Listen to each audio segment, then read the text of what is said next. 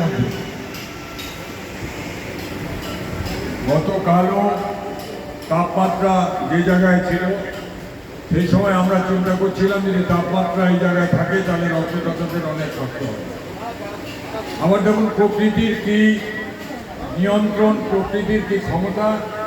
আবার প্রকৃতি সকালবেলা থেকে এমন একটা পরিস্থিতি সৃষ্টি করলো যে এয়ার কন্ডিশন মেশিনও একটা ঘরকে এত শীততাপ নিয়ন্ত্রিত করে তুলতে পারে না। এটা আমাদের রক্তদাতাদের পক্ষে অত্যন্ত সুখদায়ক, আনন্দদায়ক। এবং এবারে এই রক্তদান শিবিরে যাতে আমাদের রক্তদাতার সংখ্যা কম না হয় সেটা দেখার জন্য আমাদের যারা উদ্যোক্তা আছেন তাদের সকলকে আরেকটু বাড়তি দায়িত্ব নিতে হবে। একটু বৃষ্টি হয়েছে, রক্তদানের পক্ষে বিজ্ঞানসম্মতভাবে পরিস্থিতিটা কিন্তু আমাদের পক্ষে আছে। আবার একটু বৃষ্টি মাথায় হয়তো পড়বে আসবার সময়, যাওয়ার সময়, কিন্তু তার বিনিময়ে কি হবে? তার বিনিময়ে তার রক্তদানের মধ্য দিয়ে 3টে প্রাণ বাঁচবে। আমার আগে ডক্টর ধীমান চ্যাটার্জি, আমি জানি ও এখন এখান থেকে গিয়ে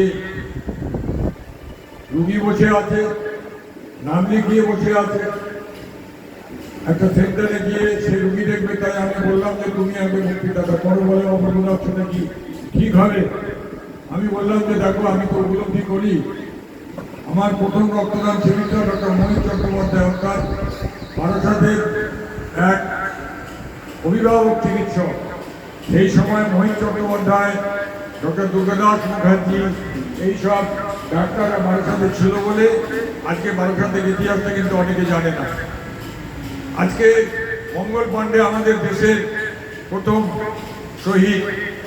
আজকে ওই ব্যারাকপুরের লাটবাগানে যে সমস্ত সেনা কর্মীরা এসে প্রশিক্ষণ নিচ্ছেন তারা জানেন না ব্রিটিশ সাম্রাজ্যবাদের বিরুদ্ধে লড়াইয়ের প্রথম শহীদ কিন্তু ছিলেন মঙ্গল পাণ্ডে, শহীদ মঙ্গল পাণ্ডে। কুইজের প্রশ্ন নয় তো আমরাও, যেটা ডক্টর ধীমান চ্যাটার্জির মতো মহিন্দার সুযোগ্য পুত্র, তিনি এখন বারাসাতের স্বনামধন্য একজন শিশুরোগ বিশেষজ্ঞ এবং সকল মানুষের চিকিৎসক। তিনি বললেন যে অপবোধারা West Bengal voluntary blood donor forum কিন্তু একদিনে এই রক্তদানের পরিবেশটা আমরা তৈরি করিনি। একটা অন্ধকারময় যুগ ছিল, যে যুগে রক্তদান জিনিসটা ছিল একটা আতঙ্কের কাছে, একটা ভয়ের কাছে।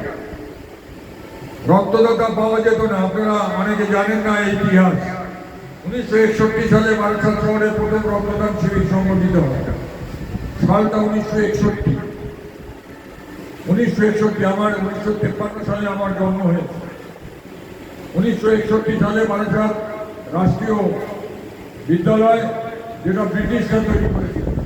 আর ব্রিটিশরা যখন তৈরি করেছিলেন তখন দেশটা ছিল আজকের পাকিস্তান, আজকের বাংলাদেশ, আজকের ভারতবর্ষ, একটা দেশ। আমার ভাতৃপ্রতিম সঞ্চালক ভাই বলছিলেন উত্তর 24 পরগনার ভূমিপুত্র। না, আমি অবিভক্ত 24 পরগনার ভূমিপুত্র। রানু ঘোষ যখন ডিএম ছিলেন, আজকেও বারাসাতের ডিএম এর সাথে একসাথে যোগাভ্যাস করেছি ঈশ্বরচন্দ্র বিদ্যাসাগর স্টেডিয়ামে। কিন্তু সেদিনে আমাদের জেলা শাসকের দপ্তর ছিল আলিপুরে। আমাদের বারাসাত ছিল একটা মহকুমা। কালী পুজোর সাথে যুক্ত থেকেছিলাম, কালী পুজোর মিটিং হতো, কিন্তু জেলা শাসক আসতেন আলিপুর থেকে। তখন সেটা ছিল অবিভক্ত 24 পরগনা জেলা। তারপরে অবিভক্ত 24 পরগনা জেলা বিভক্ত হলো। আমার আজও মনে আছে কাচারি ময়দানে অনুষ্ঠান হলো। নন্দদুলাল ভট্টাচার্য আমাদের প্রথম সভাধিপতি আমাদের উত্তর 24 পরগনা জেলা পরিষদের। তিনি সাহিত্যিক ছিলেন, তিনি লেখক ছিলেন, তিনি ভালো বক্তা ছিলেন এবং আমার মাথায় হাত রেখে বলেছিলেন যে অপূর্ব, তোমার এই কাজ কিন্তু আমরা আমাদের জেলার প্রশাসনের পক্ষ থেকে আমরা ভূয়সী প্রশংসা করি। তাই যে কাজটা আমরা শুরু করেছিলাম তখন জেলখানার কয়েদিরা রক্ত দিত। জেলখানার কয়েদিরা রক্ত দান করলে পরে তাদের শাস্তি লাগু হতো। এই ইতিহাস এখন যারা রক্তদান শিবিরকে রক্তদান উৎসব করে মাতামাতি করছে তারা কিন্তু এই অন্ধকার জগৎটা জানে না। তখন ওই 1961 সালে এই যে রক্তদান শিবির, তার আয়োজক ছিল একটা রাজনৈতিক দল। তখন সিপিএম সিপিআই ভাগ হয়নি, কমিউনিস্ট পার্টি ভাগ হয়নি, কমিউনিস্ট পার্টি অফ ইন্ডিয়া। এবং চীন ভারতের যুদ্ধ হয়েছিল, আপনারা জানেন যে 60-61 সালে। আর চীন ভারতের যুদ্ধের সময় ভারত তখন অর্থনৈতিকভাবে আমরা অনেক পিছিয়ে ছিলাম। তাই শহীদদের স্মৃতির জন্য অর্থ সংগ্রহ করতে লতা মঙ্গেশকর গান গিয়েছিলেন এবং মুম্বাইয়ের রাস্তায় কাপড় নিয়ে অর্থ সংগ্রহ অভিযানে বেরিয়েছিলেন। অনেক মানুষ, অনেক মহিলা তাদের সোনা গয়না দান করে দিয়েছিলেন। সেই সময় সেই রক্ত বিক্রি করে ওই আবেগ, সেই রক্তটা সরকার কিনেছে, সরকারি ব্লাড ব্যাংকে গেছে। কিন্তু তখন সামাজিক রক্তদান চালু ছিল, ওই 10 টাকা করে সরকার দিয়েছে। কিন্তু মাত্র 16 জন মানুষ সেদিন ওই রক্তদান করেছিল, মাত্র 16 জন দিয়েছিলেন। 160 টাকা পেয়েছিল তারা। ওই 160 টাকাও প্রধানমন্ত্রীর ত্রাণ তহবিলে তারা দান করেছে। তারপরে আবার 1961 সালে বারাসাতের আরেকটি ইতিহাস। আজকে যারা চিকিৎসক তারাও কিন্তু সেই ইতিহাস অনেকেই জানেন না, যে শেখপুকুরে ইন্ডিয়ান মেডিকেল অ্যাসোসিয়েশন, যেটা ডাক্তার বাবুদের চিকিৎসক সংগঠন, ডক্টর দুর্গাদাস মুখার্জির উদ্যোগে তার পুত্র বৈদ্যনাথ মুখার্জি বারাসাতে আমাদের সভাপতি ছিলেন, এখন তিনি অবসর নিয়েছেন। তার উদ্যোগে বারাসাতে ইন্ডিয়ান মেডিকেল অ্যাসোসিয়েশন একটা রক্তদান শিবির স্থাপন করেছিল 1962 সালে। এবং তারাও ভেবেছিল 20-25 জন রক্ত দেবে। সেন্ট্রাল ব্লাড ব্যাংক কলকাতা থেকে এসেছিল রক্ত সংগ্রহ করতে। এটা আমি তো জানি না, তার কারণ আমি তো তখন 1953 থেকে 1962, সে বয়স আমার হয়নি। কিন্তু বৈদ্যনাথ মুখার্জির বক্তৃতায় শুনেছি, মোহিত চ্যাটার্জির বক্তৃতায় শুনেছি, তিনজন ডাক্তার রক্তদান করেছিলেন। একটা বৈদ্যনাথ মুখার্জি, একটা মোহিত চ্যাটার্জি, আর একটা ডক্টর অসিত ব্যানার্জি। আর বাকি ডাক্তাররাও কিন্তু ভয়ে রক্তদান শিবির থেকে রক্ত না দিয়ে চলে গিয়েছিলেন বা পালিয়ে গিয়েছিলেন। আজকে বিজয়ী সংঘ রক্তদান শিবির করছে প্রবল বর্ষণের মধ্যে। বন্যা আছে, বারাসাতে ফুটবল মাঠ একদিন কাঁপিয়েছে, এখনো মিলনী কাঁপাচ্ছে, আবার বিজয়ী সংঘ কাঁপাচ্ছে। অনেক কিছু কাঁপানোর সাথে কিন্তু এই ফুটবল খেলোয়াড়টাকে আমরা দেখতে পাই। অনেক খেলোয়াড়কে দেখি ওই মিলনী ক্লাবের সামনে হেলাবরতলার মোড়ে ওই ব্যাংকের নিচে বসে তারা তাদের অবসর জীবনযাপন করছেন। তো মুন্না, রিঙ্কু, এরা সবাই আজ আমার সাথে চার্টার বাসে আমরা একসাথে যাতায়াত করতাম। সাগর, এরা মিলে এখানে স্বপন দত্ত আছে আমার সাথে 70 স্কুল, এই যে বলতে বলতে এসে গেছে। স্বপন আমার একসাথে আমরা ক্লাস 5 থেকে পড়াশোনা করেছি। আমি আমার সহোদর ভাই শ্রীমৎ স্বামী নিত্যানন্দ মহারাজ, এখন যিনি বেলুর মঠের রামকৃষ্ণ মঠ এবং মিশনের শ্রদ্ধেয় মহারাজ। তো জীবনের 50টা বছর পার করে দিয়েছি এই রক্তদান আন্দোলনে। এখন হয়তো রক্তদান শিবির উদযাপিত হচ্ছে অনেক জায়গায়, কেউ হয়তো ডাকে, কেউ হয়তো ডাকে না। কিন্তু আমার যে তৈরি করা সংগঠন, সে তৈরি করা সংগঠনের দায়িত্ব তুলে দিয়েছি এই নুরুল ইসলাম। আপনারা এই নুরুল ইসলামকে একজন শিক্ষক হিসেবে জানেন। ডক্টর অমূল্যভূষণ গুপ্ত বারাসাতের যে কয়জন কৃতি সন্তান, যদিও তিনি এখানে জন্মগ্রহণ করেননি, তিনি অবিভক্ত পূর্ব পাকিস্তানে জন্মগ্রহণ করেছিলেন। তারপর তিনি বারাসাতে স্থানান্তরিত হয়েছিলেন। সেই অর্থে বারাসাতের ভূমিপুত্র তাকে বলা যায়।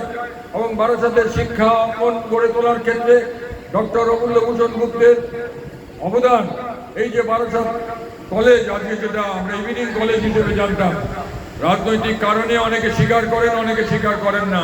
আমার বয়সটা 72, তাই আমি জানি ওই কলেজের জন্য ভিক্ষা করেছিলেন ডক্টর অমূল্যভূষণ গুপ্ত, প্রয়াত অবিনাশ চন্দ্র ঘোষ এবং রেশন ডিলার অনিল চন্দ্র দাস।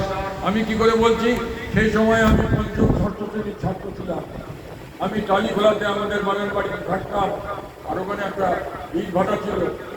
নেপাল বাবুর ভাই দিলীপ বাবু সেই ইট ভাটার মালিক ছিলেন। সেই ইট ভাটাতে রাত্রি 12টার সময় মিটিং চলছে। উদ্দেশ্য কি? বারাসাত কলেজ তৈরি করতে হবে, তার জন্য ভিক্ষে দাও, তার জন্য ভিক্ষের জন্য এই সমস্ত হয়েছে। তার আগে আপনারা জানেন 1952 সালে আমার স্বর্গীয় পিতা অবিনাশ চন্দ্র ঘোষ, তিনি ওপার বাংলা থেকে স্বাধীনতার একদিন আগেই চলে আসতে বাধ্য হয়েছিলেন এপার বাংলায় এসে টিটাগড়ে একটা উদ্বাস্তু শিবিরে আমার মা আশ্রয় নিয়েছিলেন এবং আমার বাবা আশ্রয় নিয়েছিলেন মার্কাস স্কোয়ারের একটি শিবির। শিবিরটিকে 2 বছর করে দেখা হয়েছিল। মা এবং বাবা তখন একমাত্র আমার দাদা অনিমেষ ঘোষ জন্মগ্রহণ করেছে। তারপর তারা এই বারাসাতে গভর্নমেন্ট কলোনিতে সরকারি জমি নিয়ে প্রথম যে কাজটা শুরু করেছিলেন, আমরা তো ওপার বাংলা থেকে এসেছি, আমাদের ছেলেমেয়েরা কোথায় পড়বে, সত্যভারতী স্কুল তৈরি করেছিলেন। ফকির আহমদ বলে একজন ছিলেন, তাকে ফকির আহমদ বলা হলো, তিনি ফকির ছিলেন না। তিনি বারাসাতের যত ভালো কাজ, সত্যভারতী স্কুল তৈরি হয়েছে তার অনেকটা জমি ফকির আহমদ দিয়েছেন। বাণীনিকেতন স্কুল তৈরি হয়েছে তার অনেকটা জমি ফকির আহমদ দিয়েছেন। সত্যভারতী প্রি প্রাইমারি স্কুল তৈরি হয়েছে তার অনেকটা জমি ফকির আহমদ দিয়েছেন। এই ফকির মানুষটাই কিন্তু আমাদের বারাসাত শহরের অনেক কিছুর মধ্যে অবদান আছে। তাই রক্তদানের উপরে অনেকগুলি বই লিখেছি। আমার সহোদর ভাতৃপ্রতিম নুরুল ইসলাম, তিনি অমূল্যভূষণ গুপ্তের সাথে তিনি পদার্থবিদ্যা অর্থাৎ ফিজিক্স নিয়ে গবেষণা করেছেন, বই লিখেছেন, এখনো বই লেখেন। এবং আজকে আমাদের বিগত সরকার, যে সরকার চলে গেল এবং নতুন সরকার এলো, আমি আমার সঞ্চালক ভাইকে বলছিলাম, আমি পৃথিবীর 22টা দেশে ভারতবর্ষের প্রতিনিধিত্ব করেছি। পৃথিবীর কোনো দেশের এরকম দৃষ্টান্ত নেই। রক্তদানকে গণ আন্দোলনে পরিণত করবার জন্য অনুপ ঘোষের মতো একজন বাচিক শিল্পীকে সঙ্গে নিয়ে, সুচিত্রাকে সঙ্গে নিয়ে, সুর ও দিদি রবীন সামন্ত এদেরকে সঙ্গে নিয়ে আমরা 12 বছর 52টা করে রবিবার পরে বছরে এই 12 বছর ধরে ভারত সরকার এবং পশ্চিমবঙ্গ বিধায় তারা আকাশবাণী কলকাতা কেন্দ্রকে অর্থ প্রদান করতেন। আমরা অর্থ নিতাম না, কিন্তু আমরা ওই রেডিও অনুষ্ঠানটা চালাতাম, তার নাম ছিল রক্তের বন্ধনে। ওই রক্তের বন্ধনে গানের সেই অনুষ্ঠানের টাইটেল সং তৈরি করে দিয়েছিলেন কল্যাণ সেন বরাট। কল্যাণ সেন বরাটের নিজস্ব কাকা, তিনি আরজিকর ব্লাড ব্যাংকের অধিকর্তা ছিলেন ডক্টর পি.কে. সেন বরাট। আমি পি.কে. সেন বরাটের কাছ থেকে যখন জানলাম যে কল্যাণ সেন বরাট তার ভাতৃপুত্র, আমি পি.কে. সেন বরাটকে বললাম, তিনি একটা ফোন করে দিলেন। আমার আজও মনে আছে, ওই কুকুরের ছবি দেওয়া যে গ্রামোফোন কোম্পানি, ওই গ্রামোফোন কোম্পানিতে আমি গিয়েছি। শুভ দাশগুপ্তকে, HMV শুভ দাশগুপ্তকে বললেন, কল্যাণ সেন বরাট এই অপূর্ব দায়ের অপূর্ব দাদের এই অনুষ্ঠানের জন্য একটা দোলান গান গেয়ে দিতে হবে, লিখে দাও। দুটো লাইন লিখে দিল। সেখানে প্রগতি বন্দ্যোপাধ্যায় ছিল, সেখানে অর্চন চক্রবর্তী, কলকাতার কয়ালের শিল্পীরা ছিলেন, যারা আপনারা শুনেছেন সেই রক্তের বন্ধনের গান, যে টোন, সূচনা, সঙ্গীত, সেটা শুনলে গায়ের কাঁটা দাঁড়িয়ে যায়, গায়ের কাঁটা দাঁড়িয়ে যায়। সেদিনও যখন বারাসাত সুভাষ ইনস্টিটিউট সভাগৃহে সুকান্ত, সত্যজিৎ রায় এবং আরেকজন সিনেমা যার 100 উদযাপিত হলো, সেই উদযাপনের ঋত্বিক ঘটক সেখানে কল্যাণ দাস ছিলেন। কল্যাণ দাসের সাথে আমি দেখা করলাম, বলছি অপূর্ব, তোমার সেই গান শোনেনি এমন মানুষ নেই। সবাই বলে 12টার সময় আকাশবাণী কলকাতা কেন্দ্র থেকে এটা সম্প্রচারিত হতো। কলকাতা আকাশবাণী থেকে সারা বাংলায় খালি নয়, ত্রিপুরায় এবং শিলচর রেডিও স্টেশন থেকেও সেটা পুনঃপ্রচারিত হতো। এইরকম একটা 12 বছর ধরে কাজ আমরা করেছি। সেই কারণে আজকে বৃষ্টিতে হোক, বন্যায় হোক, প্লাবনে হোক, দাঙ্গাতে হোক, একটা যে কোনো সমস্যার মধ্যেও পড়েও রক্তদান শিবিরে মাইক লাগালে পরে কজন রক্তদাতা হয়ে যায়। এর জন্য একটা ধারাবাহিক আন্দোলন হয়েছে, এর জন্য একটা ধারাবাহিক। কবি সুকান্ত ভট্টাচার্য বলেছিলেন, এ বিশ্বকে সিঁদুর বাসযোগ্য করে যাব আমি, নবজাতকের কাছে আমার দৃঢ় অঙ্গীকার। কিন্তু তিনি নিজেই, যক্ষা রোগের কোনো ঔষধ তখন ছিল না, তখন ইথাম্বুটল, আইসোকিন এবং স্ট্রেপ্টোমাইসিন ইঞ্জেকশন দিয়ে 10 মাসে চিকিৎসা করা হতো। তিনি চলে যাওয়ার পর 21 বছর বয়সে তিনি প্রয়াত হন যক্ষা রোগে। আজকে যক্ষা রোগে কিন্তু কোনো মানুষ মরে না। যক্ষা রোগের নির্মূল করার দায়িত্ব নিয়েছে বিশ্ব স্বাস্থ্য সংস্থা।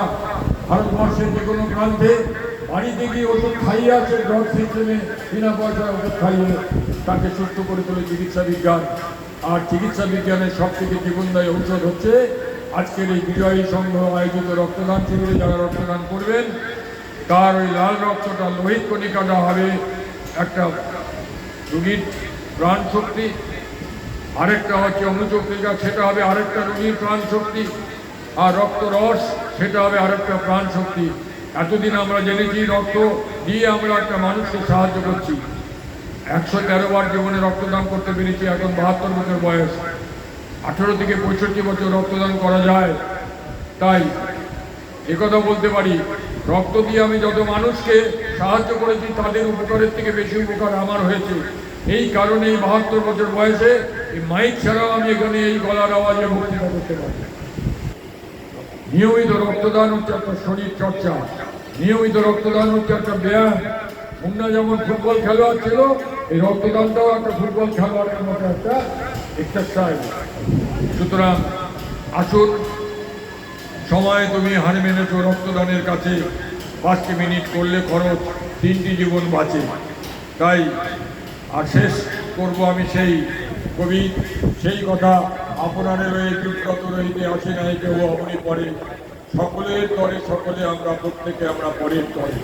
বৃষ্টি চলে যাবে, আবার কাল সকালে সূর্য উঠবে, কিন্তু রক্তের ব্যাগটা যদি খালি ব্লাড ব্যাংকে ফিরে যায় তার মানে আপনি আজকে 3টে মানুষকে বাঁচাতে পারতেন, কিন্তু আপনি বাঁচাতে আসছেন না।